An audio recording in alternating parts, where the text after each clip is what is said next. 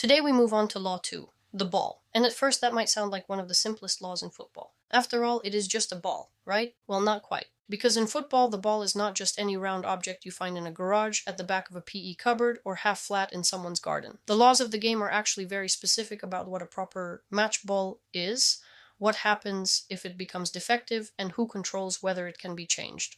Law 2 says the ball must be spherical, made of suitable material, have a circumference of 68 to 70 centimeters, which is 27 to 28 inches, weigh 410 to 450 grams at the start of the match, 14 to 16 ounces, and have the correct pressure of 0.6 to 1.1 atmosphere at sea level.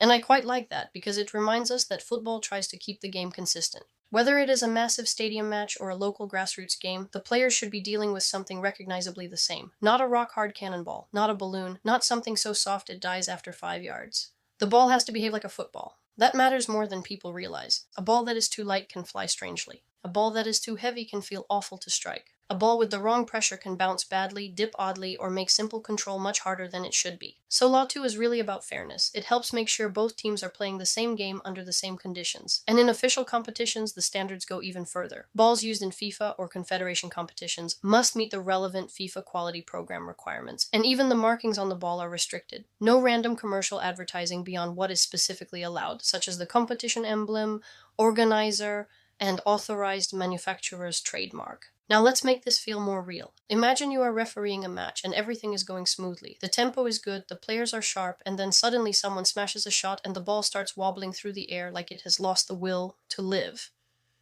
That is not just funny, that is a Law 2 problem. If the ball becomes defective during play, play is stopped and restarted with a dropped ball. If it becomes defective at a kickoff, goal kick, corner kick, free kick, penalty kick, or throw-in, that restart is simply retaken.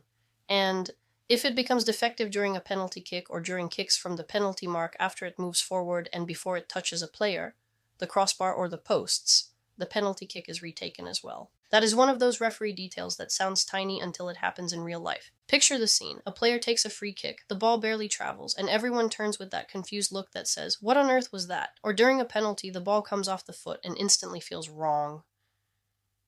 No proper speed, no true movement, maybe even an obvious loss of shape. Law 2 gives you the answer. You do not guess, you do not laugh it off, you apply the law. And here is another important line from Law 2. The ball may not be changed during the match without the referee's permission. That might sound obvious, but it is actually quite important. One team cannot suddenly decide they fancy using a different ball because they prefer the way it moves. A goalkeeper cannot quietly swap in a different one because it feels easier to hold. And a team cannot try to speed things up or slow things down by changing the ball whenever it suits them. The referee stays in charge. And that brings us to a part of Law 2 that feels very modern and very practical: additional balls. Law 2 allows additional balls that meet the same requirements to be placed around the field of play, and their use is under the referee's control. This is such a simple thing, but it changes the flow of the game. Without additional balls, every shot into row Z becomes a small expedition. A defender clears it over the stand, and suddenly everybody waits. A ball kid disappears into the distance. Players point. Managers wave their arms. The whole energy of the match drops. With extra balls ready around the field, the game can restart more efficiently. But again, the referee controls that process. That is the important part. Extra balls are there to help the match, not to create confusion or give anyone an unfair advantage. What I enjoy about Law 2 is that it shows how football protects the basics. Before we get into fouls, offside, misconduct, mass confrontation, or complex penalty decisions, football first says, let's make sure we are actually using the right ball. And there is something reassuring about that, because the ball is the center of everything. Every pass, every shot, every save, every clearance, every touch that changes a match. So of course the laws care about its size, its weight, its condition, and its use. You could even say Law 2 quietly asks a bigger question. Can the game happen properly if the ball is not right? And the answer is no. If the ball is wrong, the game is wrong. If the ball is defective, play must be stopped and the ball replaced. If the ball is changed, it must be controlled. If more balls are used, the referee manages them. Simple on the surface, important underneath. So next time you watch or referee a match, spare a thought for Law 2. Because when everything is working well, nobody notices it. The ball looks normal, moves normally, and the match flows.